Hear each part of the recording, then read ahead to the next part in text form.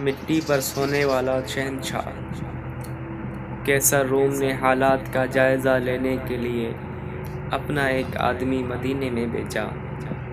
وہاں پہنچ کر وہ کسی سے پوچھنے لگا، آپ کے شہنشاہ معظم کا محل کہاں ہے؟ ہم لوگ شہنشاہ، محل اور معظم جیسے الفاظ سے بالکل ناآشنا تھے۔ آپ ہی بتائیں کہ ملنا کس سے ہے؟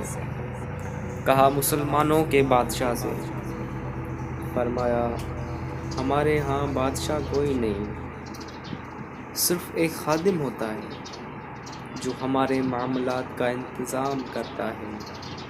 اس کا نام عمر ہے، اور وہ محل میں نہیں رہتا بلکہ غارے کے ایک جھونپڑے میں رہتا ہے، اور اس وقت کہیں مزدوری کر رہا ہوگا۔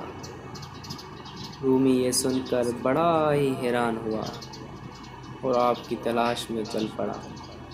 ذرا آگے جا کر دیکھا کہ عمر سر کے نیچے درہ رکھ کر مٹی پر سوئے ہوئے ہیں۔ یہ دیکھ کر کہنے لگا، کیا یہ ہے وہ جس کی ہیبت سے دنیا کے فرمان راؤں کی نیند اڑ چکی ہے؟